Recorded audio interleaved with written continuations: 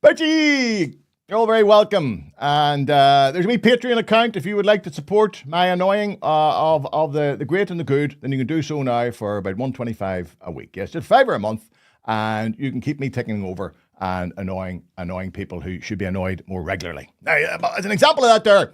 Last week I was talking about the Michael McMonagle case, the debacle involving Sinn Fein and those references.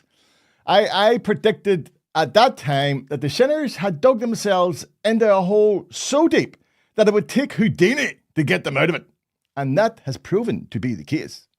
For those of you who haven't been following the case, Michael McMonagle was a Sinn Fein press officer who was under investigation by the PSNI for child sex offences, to which he subsequently pleaded guilty.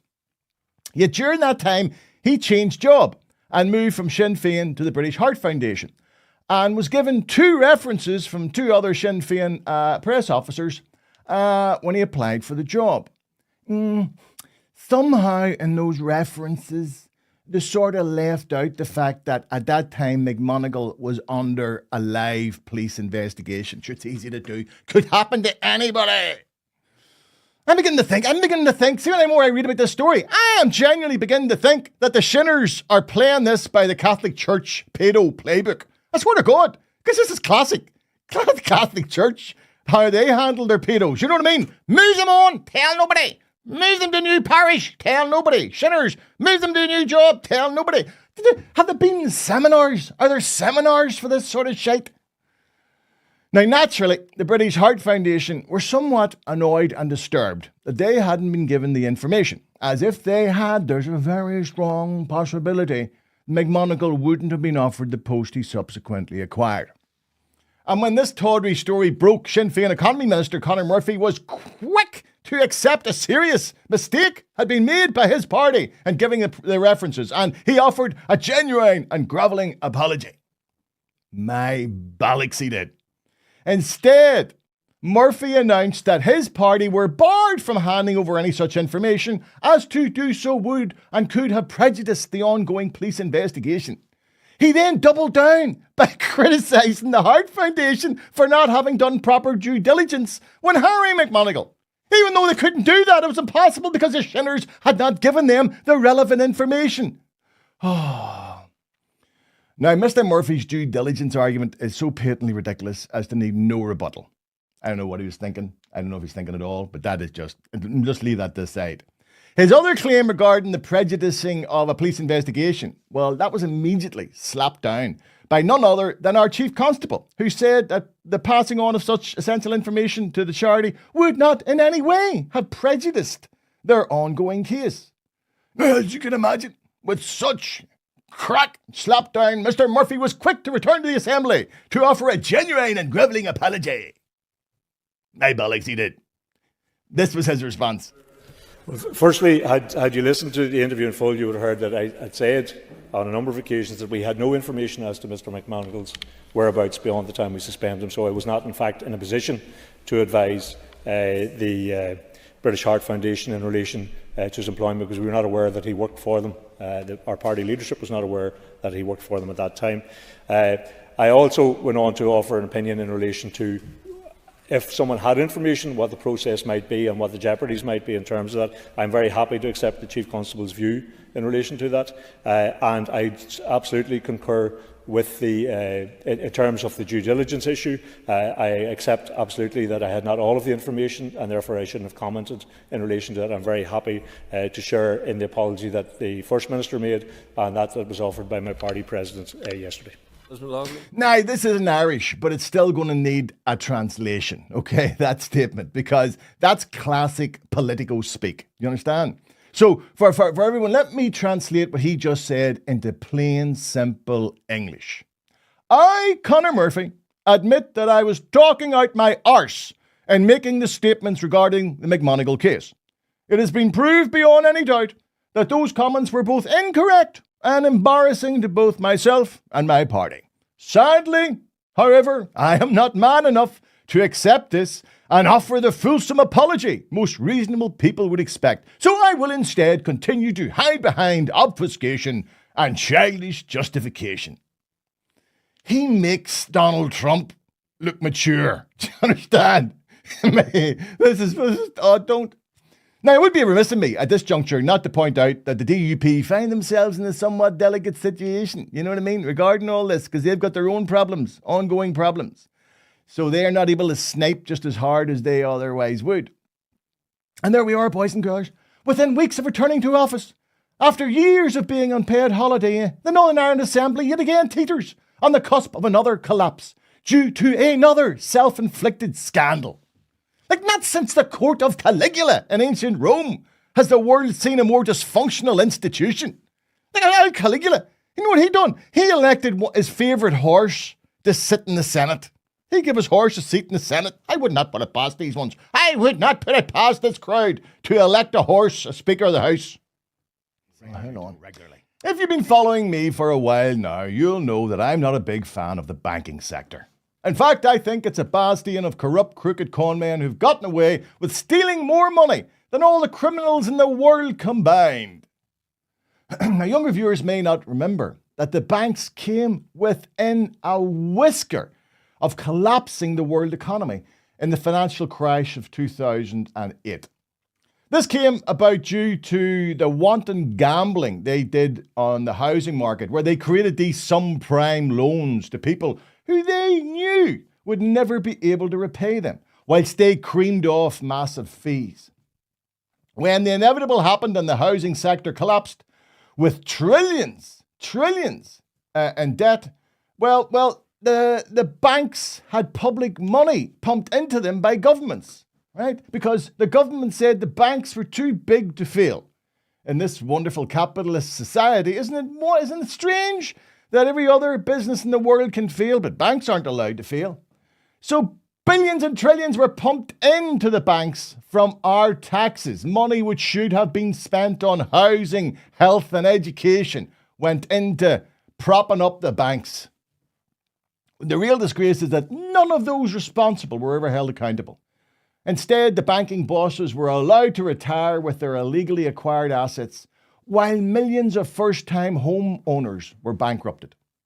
Now, there was lip service paid at the time by both the American and UK governments with assurances they would never allow the wanton greed of the banking sector to wreak such havoc on our societies ever again.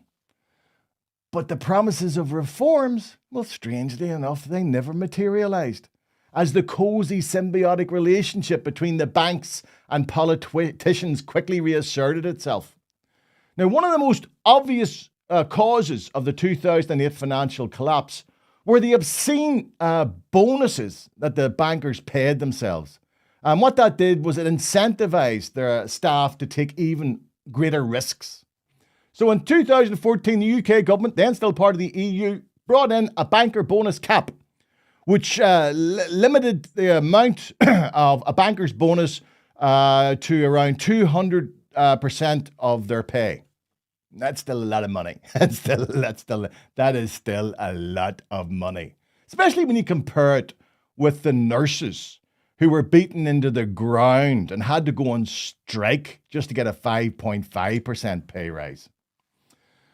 And one of the last actions of the most corrupt Tory government in recent history, well, that was to scrap that cap. And now the new Labour Chancellor, Rachel Reeves, she agrees with that disgraceful decision, arguing not having a cap would boost economic growth through the financial service sector. I wonder where I've heard that before. Oh yeah, I heard that before in 2006 and 7, just before the thing went tits up. Now, the reason I'm giving you all this background is because this week the banking sector have finally been forced by the government into refunding customers who find themselves victims of fraud online. Remember, it's the banks who've pushed customers online with the mantra that it's much more convenient. Yeah, much more convenient, I'd argue, for the banks. So you can then cut the cost of having high street branches and sack staff, leaving customers in some towns to travel miles to find a bank. That aside, having taken the decision to force customers online, the banks have been delinquent in implementing the security checks necessary to ensure customers can't be robbed by online conmen. This has led to hundreds of thousands of people losing sums from a few pounds to their life savings, with the banks washing their hands of all responsibility. That is, up until this new legislation. But even this new payment systems regulator, well, that's taken 2 years to be implemented and has been the victim of last-minute changes due to lobbying by the banks and pressure from interested ministers. I'm sure they're interested. I'm sure they're paid to be interested. The upper limit for the compensation originally was proposed at $415,000, okay? That's been reduced now to $85,000. And the amended legislation also allows the banks to apply a £100 excess when settling fraud claims, which cancels out a third of all scam cases. In conclusion, the banks have yet again gotten away with daylight robbery, or at least been assisted in getting away with daylight robbery. So we can't rely on the banks and our politicians who are there, supposedly, to regulate the banks. So take this simple advice from Uncle Jake. Never, ever, ever give out your financial information on the phone, email or text. It doesn't matter how persuasive the call or the email or the text may be. No legitimate organisation will cold call you asking for such information. If you do receive such a communication, cut it off right away. Either call the number you have for your bank or financial institution, or call a family friend to come in and have a look at what's happening. Because the reality today is, in places like India, China, and Vietnam, there are factories of computer terminals with people whose daily job is to trawl the web in search of victims. Don't be one. It may sound harsh, but if you want to protect your money, you must trust nobody. Nobody who contacts you via phone, email, or text. Because the days of an African prince wanting you to help him transfer millions online, that's all over. Today, the scams are complicated, professionally executed, and terrifyingly believable. So again, here's the mantra. Love many, trust none, and paddle your own canoe. I have to start off by thanking my friend Chris for bringing this story to my attention. I don't know how I missed it. To be honest, but I missed it. It's to do with the destruction of the Boyne Bridge in Belfast city centre. The very bridge over which King Billy himself rode on his way to the Battle of the Boyne in 1690. A battle, of course, which he lost. Only messing. Couldn't resist that one. Knowing there's orange men out there regurgitating their dinners right now. I mean, people, they stopped our marches, they took our flag, and now they've come back to take our bridge. No surrender! Now, admittedly, the bridge being removed isn't the actual bridge over which Billy rode, but was in fact reconstructed in 1936. But that doesn't matter, as it stands in the same place as the original saltwater bridge over which Billy did go. And it is and can be viewed as a legitimate piece of PUL heritage and culture.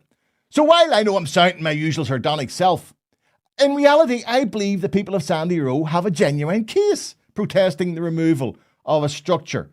Because, let's be honest, developers of all varieties here have managed over decades to do much more damage to the architecture of Belfast than the IRA ever did. And any doubters to that assertion, I would refer to the ongoing scandal of the Tribeca scheme. Don't start me on that, don't start me. I'll come back to that another time.